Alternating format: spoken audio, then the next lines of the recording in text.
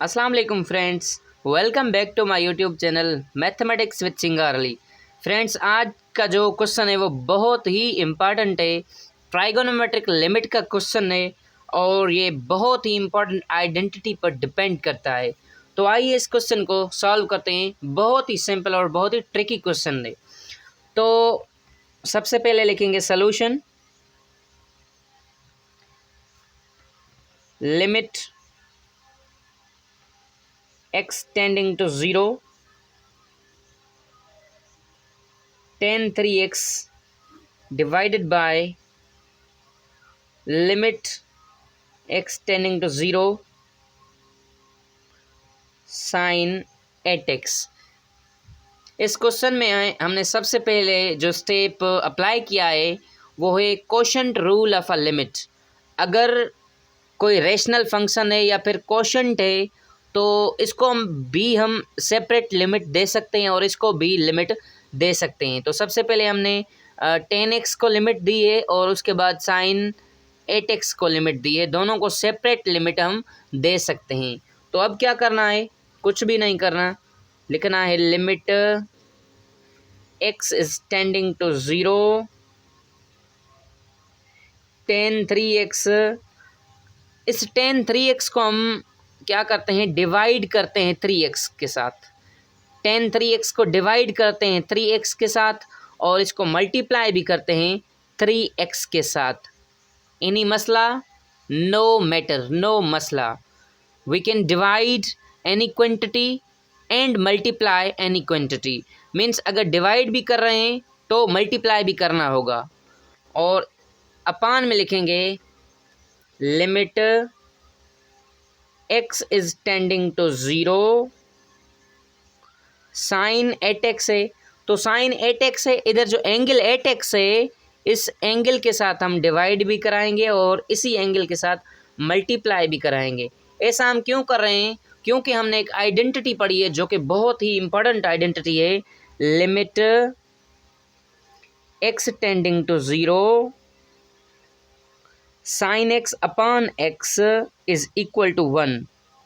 यह है बहुत ही important identity. Limit x tending to 0 sine x upon x is equal to 1। इसी के साथ एक और आइडेंटिटी भी है जो हमको याद करनी है, रिमेंबर करनी है। Limit x tending to 0 tan x upon x is equal to 1। सबसे पहले साइन x अपान x को देखिए। Sine x upon x is equal to 1 होता है।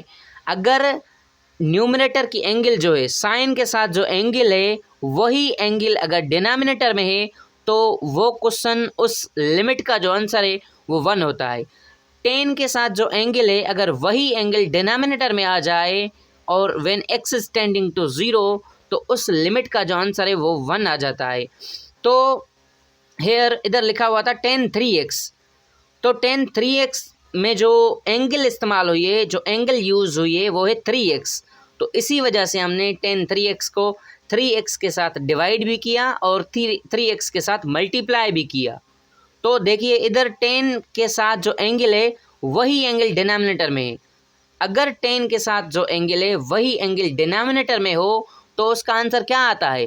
1 आता है। इसी वजह से हमने tan 3x को डिवाइड किया 3x के साथ और मल्टीप्लाई किया 3x के साथ। क्या हम कह सकते हैं कि limit x tending to 0 tan 3x upon 3x is equal to 1, क्योंकि एंगल इधर भी 3x है और वही एंगल डिनोमिनेटर में है। जब ऐसा हो तो आंसर क्या आता है? आंसर 1 आता है। तो इसी वजह से हम लिख सकते हैं 1 multiplied by 3x। 1 into 3x divided by, क्या हम लिख सकते हैं limit x tending to 0 sine 8x over 8x। जो एंगल साइन के साथ है वही एंगल डिनोमिनेटर में। अगर ऐसा हो जो एंगल साइन के साथ हो वही एंगल डिनोमिनेटर में हो, when x is tending to 0 then जो लिमिट आती है वो 1 आती है। तो हम लिख सकते हैं कि limit x tending to 0 sine 8x upon 8x किसके इक्वल होगा? तो ये इक्वल होगा 1 के। इसी वजह से हम लिखेंगे 1 इंटू 1 के साथ क्या मल्टीप्लाई है? 8x। तो x से कैंसिल हो जाएगा। इसका जो आंसर आएगा वो होगा 3/8. That is our answer.